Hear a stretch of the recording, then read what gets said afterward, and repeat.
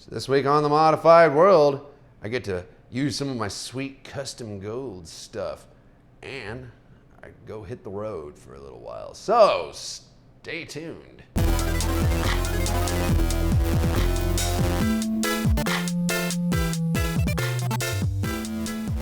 So welcome to The Modified World. It's the weekly web show about body modification, the people who do it, the people who get it, and why it matters. I am your host.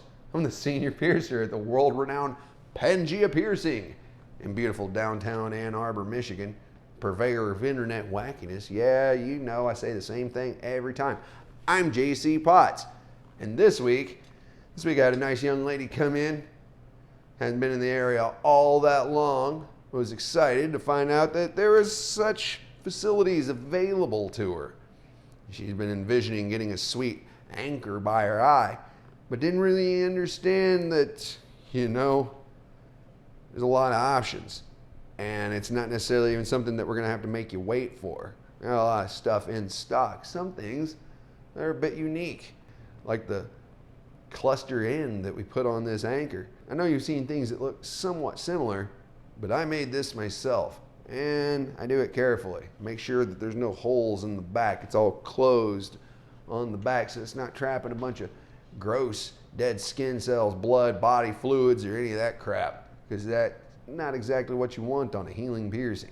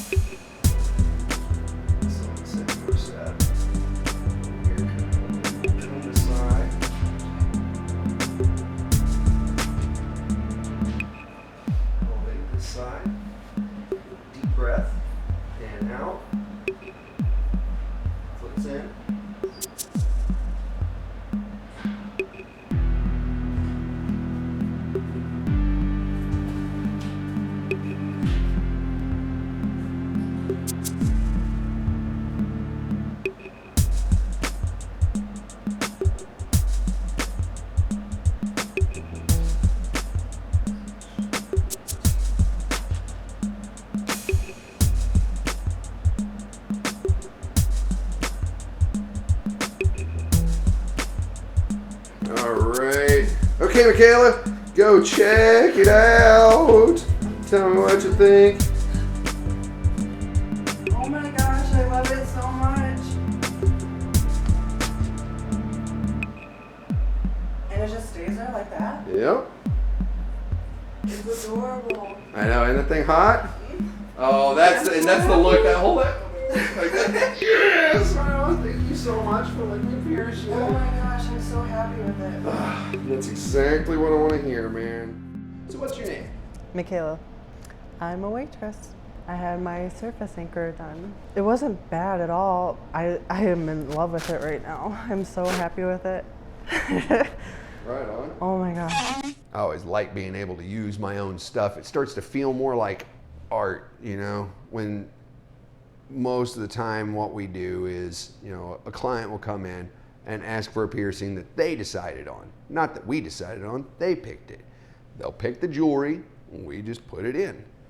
That's cool. I mean, we don't mind doing it. It's not like that's bad. I don't want anybody to think that, oh, I'm complaining about that. No, it does feel a lot more awesome though when either you get to make the jewelry, or better yet, you get to make the jewelry and pick the piercing. Looking at someone's unique architecture and saying, oh man, no, you need this, maybe this, this, and this, and let me put this in there. Especially if you make it with your own two hands, man, that just, it adds another layer of, uniqueness and customization to the whole thing, instead of it just being a commercial commodity product that a person just goes and buys and just, you have this thing. It's like something that was created for you, And I love that, it's kind of, like next level if you ask me, man, because I've always felt somewhat limited by, just the commercially available jewelry that's out there. Sure, you can do lots and lots and lots of stuff, 135,000 possible combinations, something like that. It's just ridiculous.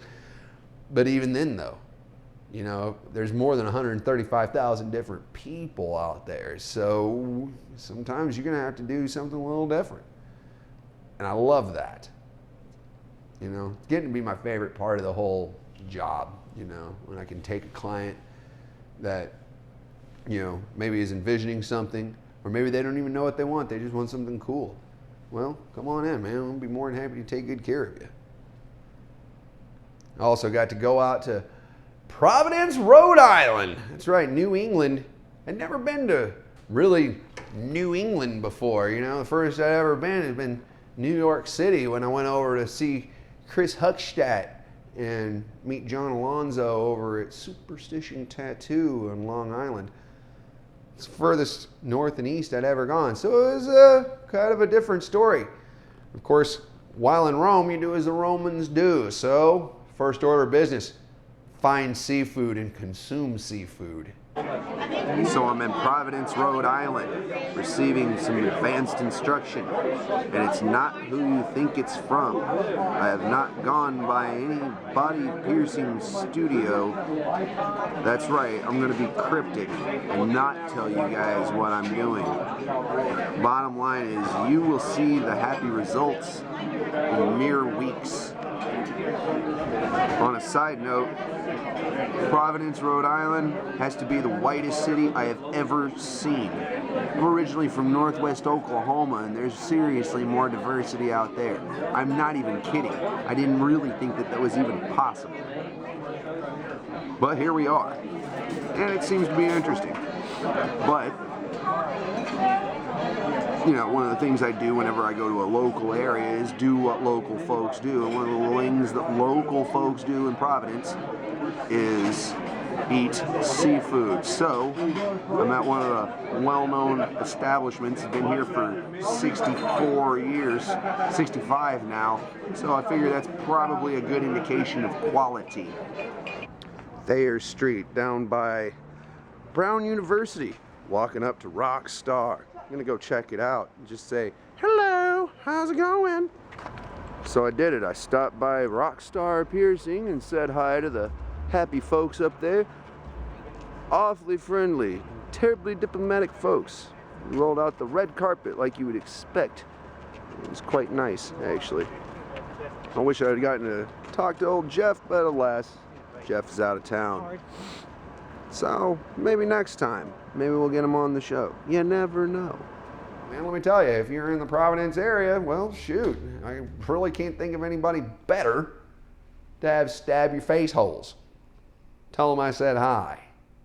And of course, that brings us to the part of the show where I answer viewer questions. Maybe it's a question that doesn't require an entire video to explain it, or it's thoughtful or intelligent or just funny or something like that. But for whatever reason, every week I pick a question from the audience and answer it. And if I answer your question, I'll send you a pack of swag anywhere in the world. What's in a swag pack? All kinds of stuff. Could be stickers, could be buttons, could be both, could be t-shirts. You never know. So that's a thing.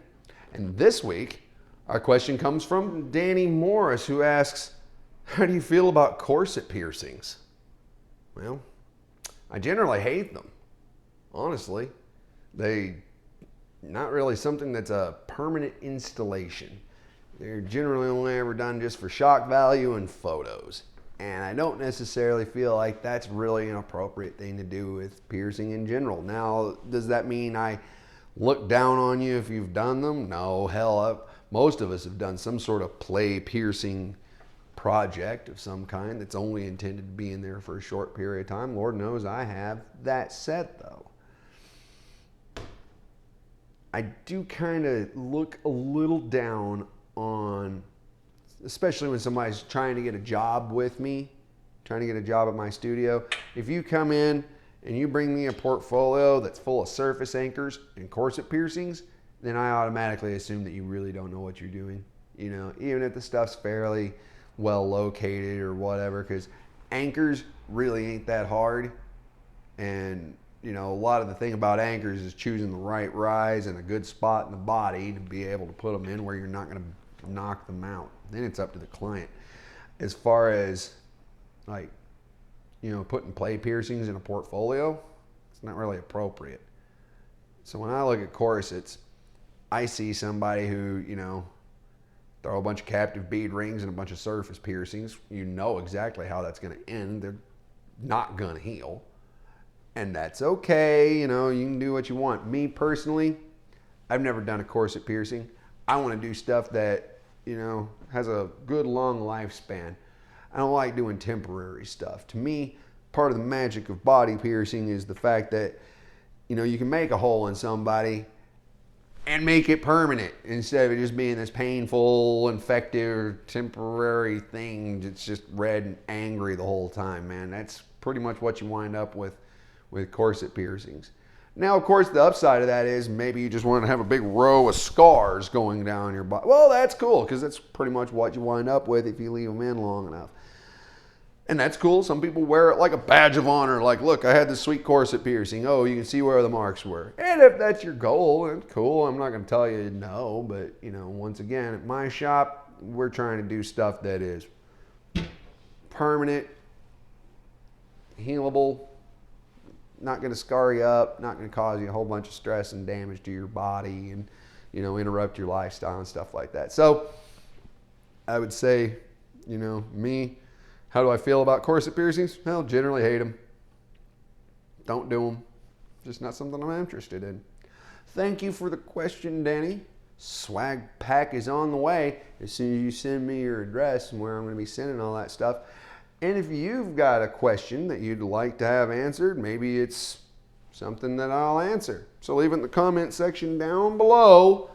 And if I pick your question to read on the air, I'll go ahead and send you swag. That's right. And that was my show this week. I hope you enjoyed it. I hope you learned something or were entertained or uplifted in some way, shape, or form. Do this every week. That's right. So, if you haven't subscribed yet, stop being a punk and do it. And of course, stop back by next week for another episode of The Modified World.